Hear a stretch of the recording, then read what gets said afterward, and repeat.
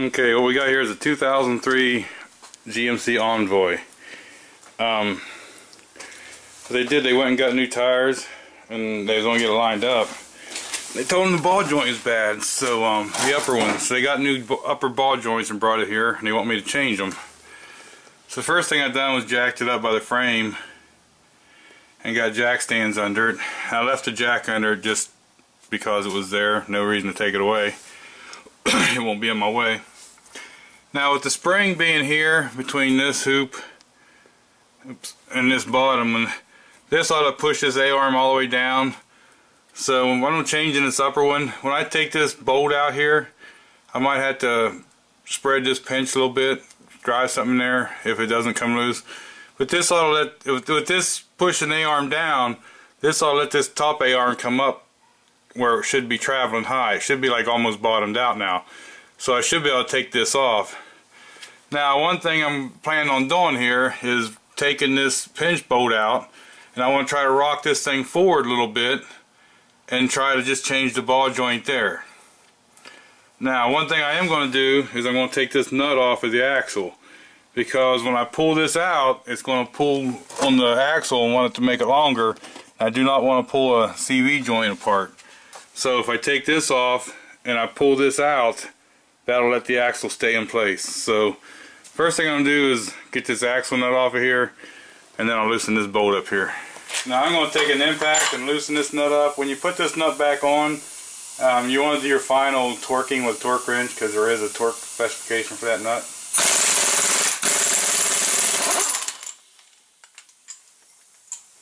And now with that off, I should be able to move that axle. There it is. Now I'm going to go up here,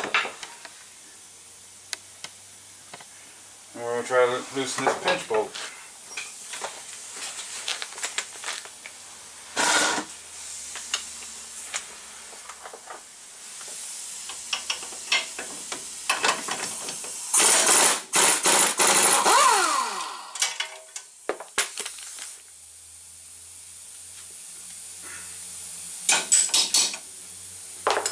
Find that nut, put it back on here.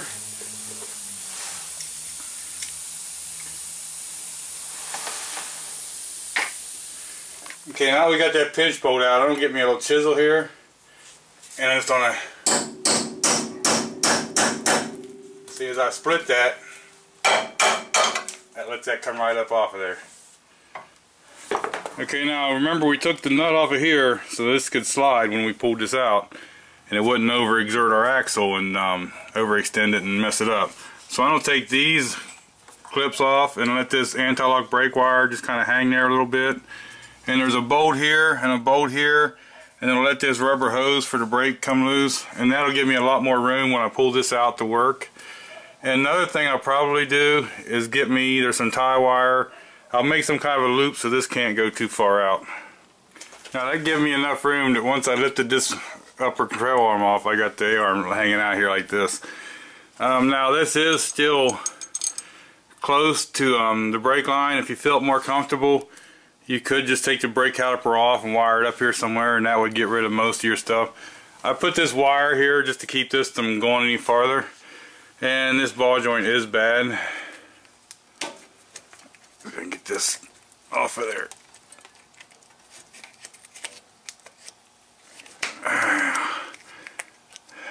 I can't get it off of there, but you can see down in there it's bad. Okay, now that we got this out here, we can get to it. I don't know if you can see right here, that's a clip.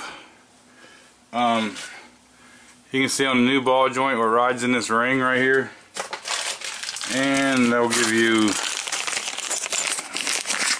the new metal clip right here in the package. But what we got to do is take a screwdriver or something and catch on the edge of that and knock it out of there, and that way we can press this ball joint down through. Okay, here's the little clip I cut out of there. So now we can press this down out of there, and it seems how I have one of these presses, I'm going to use it.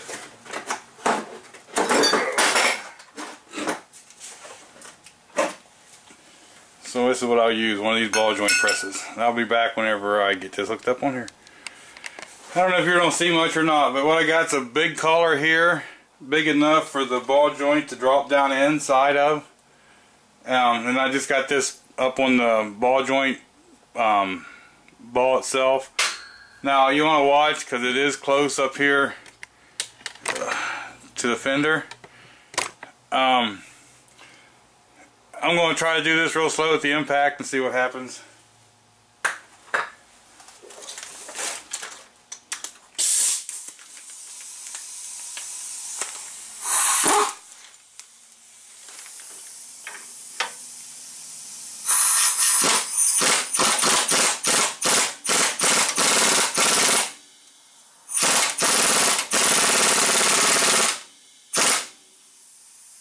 Now it's starting to, I don't know if you can see that, I'm starting to slip off a little, so I'm going to back it up,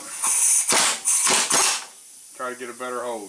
Yep, I don't need two hands to do this. But anyway, I don't know if you can see or not, but the ball joint is starting to come up out of there. I'm going to put this back on there and just hit it a couple more times the impact, and I'll bring you back.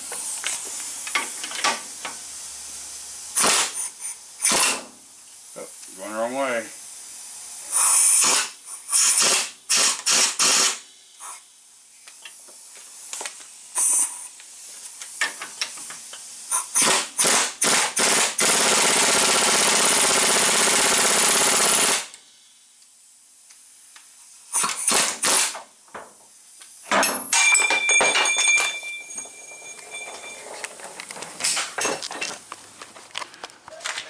Okay, I was going to turn this camera back on, but once I hit that one more time, the impact, it just fell right out of there.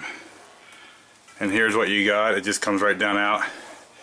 So what we're going to do is make sure this hole is clean. You don't want to enlarge the hole, but you want to make sure it's good and clean. And if you want to, you could lubricate a little bit with the press. I really don't need to. And then I'm going to put this right up through there. Actually, because this is going up through there, I might just lubricate this rubber right here a little bit. Okay, what I got here now is I got this on the bottom of the ball joint, and I'm actually on this ring here, which I don't like to be. You're better off if you could make it so you're on this outside ring, but I think this is going to go in easy enough. I'm not worried about it. The other thing is this collar and this piece up here has got to be solid, so the threaded rod will fit in there without going straight through. You want to make sure that as you're pushing this up, that you have enough room up in your adapter so you're not bottoming the top of this stud into it and pushing. So I'm just going to hit this with an impact a couple times, real easy. You could actually do this by hand if you've not done it a lot of times, and that way you'd have more control watching it. Go up in there and make sure it's all, you got to make sure this goes in straight. You just want to go a little at a time, make sure you watch it go straight.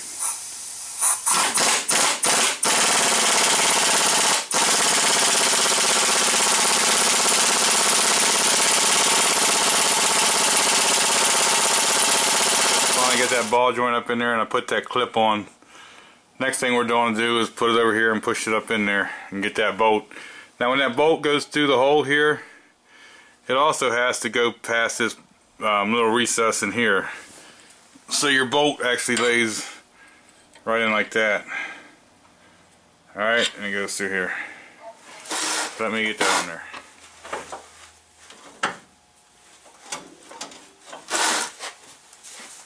Keep in mind, you might have to work your axle in to get it to come in.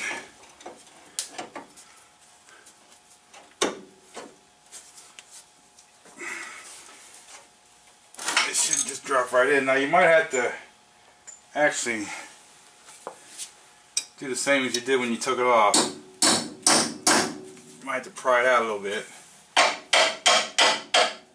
Okay, now it went over. So, now that it's over there good, you have to make sure that this bolt goes in the hole. It only go through there one place. I don't know if I gotta go up or down, but just keep playing with it until. Okay, with this little bounce in there, I got it right. I got it in there. I had to tap a little here on the bolt, but don't tap too hard because you'll booger the threads. The original bolts actually had provision for that, so you get it started. The replacement one just starts with threads. So we're going to tighten this up.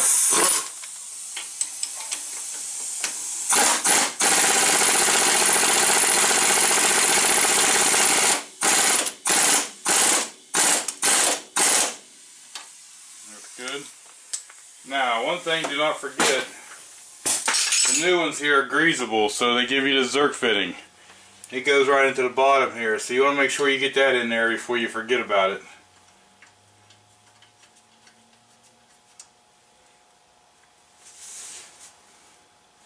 And I'll get a little wrench here in a second and tighten that up.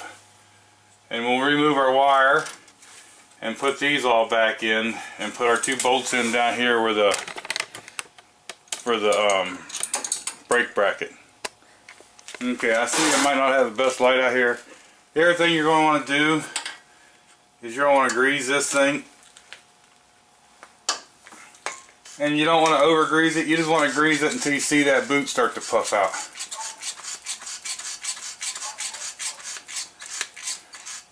See, that boot's starting to fill out, see? So we're going to call that good. See, that fitting moved a little bit, so we're going to tighten it up. Doesn't come out in such a good spot. Let me go ahead and tighten it all the way around. Hope it doesn't. Yeah, I think that'll be a better spot for it. Okay, so now basically all we got to do is put the tire back on, and that's an upper ball joint replacement. So you guys all know how to put a tire on. Oh wait, forgot one important thing, the axle nut. Now I'm going to put this on, then I'm going to go in there and look up the torque specs, and I'll torque this nut. So I'll torque the nut and put the tire back on, and that'll be the end of the ball joint. So thanks for watching.